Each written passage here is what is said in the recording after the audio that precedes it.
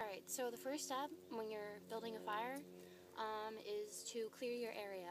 You want to make it big enough just to make sure that you have enough space, and you don't really want this clumping because the clumping can catch fire easily and it spreads. Okay, so your first step in building a fire is to get your oak. Okay, so the process of getting your branches is very essential. If you look here, these branches you can't use because the green, they're very stubborn. The green is not what you want to use once you tear it apart. If you can see that, that's still wet. This tree is not a good example because it's so flimsy with its canopy. So I'm going to look for a tree that has some sort of, not dead, but drying out stems. Like over there, that looks like a good tree. I can use certain things like this on the ground, plenty of them.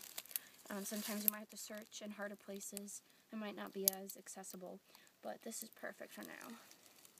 See? You need to use what is dried out. So you want them to be tiny, but not too tiny. You need to get, them a decent size. So I have a few here, which is fine, but then I'm going to just bulk that up. I'm going to move over here and get more.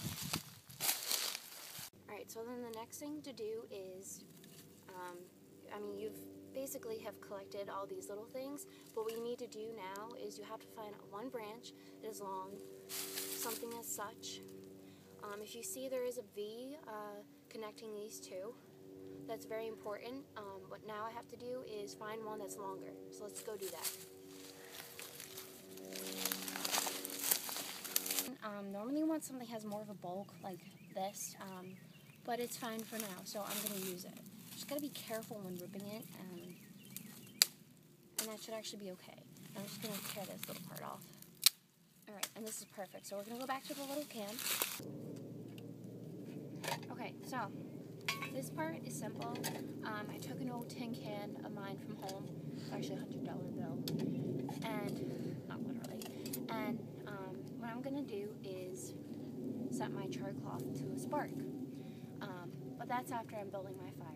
Alright, so what I just did is I moved my V-neck piece onto my platform, and I moved this stick across from it. I'm going to take a long piece just because it might be a little bit better. And char cloth is really easy to rip apart. See?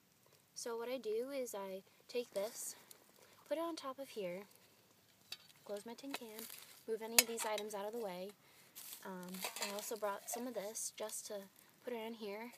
It's very dried out wood that I've had in my house for about a year. It just dries out very fast. And you want the driest wood possible. And go put put one across, just so that could also start. I'm going to take my spark. You might have to come closer for this. So this is how you're going to do this. You're going to take this steel and you're going to take a flint. A flint is basically a rod of any sort of metal, mainly it's steel. You can also use a flint and a striker, which is basically steel, and a rock, which is quartz. You always want to use quartz. So for this video, I'm going to make it with my steel and my strike. So this is exactly what you're going to do. Till it sparks and catches the char cloth to an amber, and then it should spread, and what I'm going to do is blow it a little bit. See, it's starting to spark along the kindling, and once that starts going, you can blow on it so it really catches fire. This is basically a simple one. You can make these anywhere. You can't really make them out of reserve. I've actually I've had friends who have actually set a few trees on fire just because they weren't supposed to be making fire, and they did it the wrong way.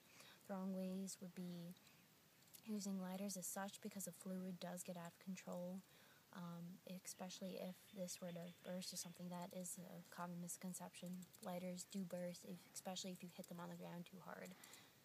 So it just depends on the way you do it, and it is building up to a nice fire. So That's how you make a fire with your flint and your steel. We're at the beach because we have